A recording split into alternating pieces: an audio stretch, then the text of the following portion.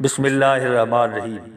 وطن عزیز پاکستان میں ہر سال 5 فروری کا دن مقبوضہ کشمیر کے مسلمانوں کے ساتھ اظہار یکجہتی کے طور پر منایا جاتا ہے۔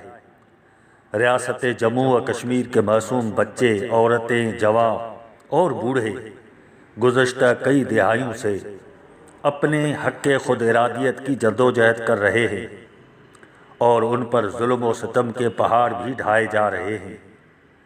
کشمیر کے بہادر لوگ اب تک ہزاروں جانوں کا نذرانہ پیش کر چکے ہیں۔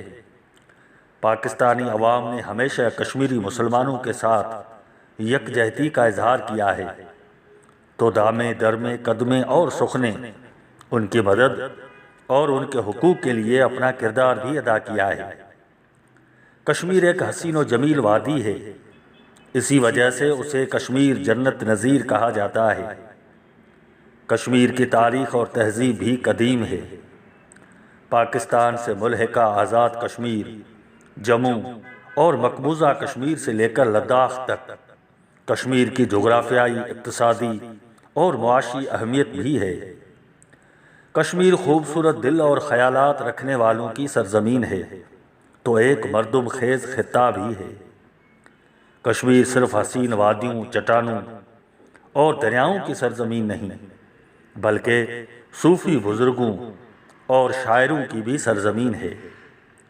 کشمیر میں اورنگزیب عالمگیر کے دور میں حضور سرور کونین صلی اللہ علیہ وسلم کا ایک بال مبارک لایا گیا تھا، اور حضور کے اس منہ مبارک کے موضع یعنی حضرت بل کے آثار سے لے کر حضرت سید علی ہمدانی رحمۃ اللہ علیہ جیسے عارف کے نقوش قدم بھی کشمیر میں موجود ہیں۔ وہ سید علی ہمدانی جس نے کشمیر پر علم و عرفان کے حوالے سے گہرے اثرات چھوڑے ہیں۔ کشمیر کی مٹی سے 11ویں صدی ہجری کے عظیم صوفی شاعر ملا طاہر عرف غنی کشمیری سے لے کر شاعر مشرق علامہ محمد اقبال کے آباء و اجداد کا بھی گہرا تعلق ہے۔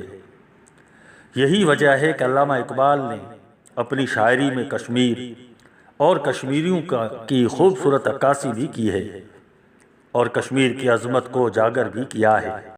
محمد اصلح مرزا کی اہم تصنیف تذکرہ شعراء کشمیر بھی کشمیر کے شاعروں اور بزرگوں کی عظمت کے اظہار کے لیے کافی ہے، جس کو سندھ کے پیر حسام الدین راشدی نے مدون کیا، جو ایک شاندار کارنامہ تھا۔ 11ویں صدی ہجری سے وابستہ کشمیر کے صوفی شاعر غنی کشمیری کو علامہ اقبال نے جاوید نامہ میں خوب گایا ہے۔ علامہ محمد اقبال ایک جگہ کشمیر اور کشمیر کے لوگوں کا ذکر کرتے ہوئے فرماتے ہیں: تیز بین و پختہ کار و سخت کوش، از نگاہ آ فرنگ اندر خروش، اصل شاں از خاک دامن گیر ماست، مقطع این اختراں کشمیر ماست۔ یعنی کشمیری عقابی نگاہیں رکھتے ہیں، وہ جفاکش اور جان کوش بھی ہیں۔ مغربی طاقتیں ان کشمیریوں کی پرجلال نگاہوں کی تابانی سے لرزاں ہیں، کیونکہ ان کشمیریوں کا وجود ارض وطن کی مٹی سے گوندا ہوا ہے۔ ان درخشاں ستاروں کا اگر کوئی آسماں ہے تو وہ ارض کشمیر ہی ہے۔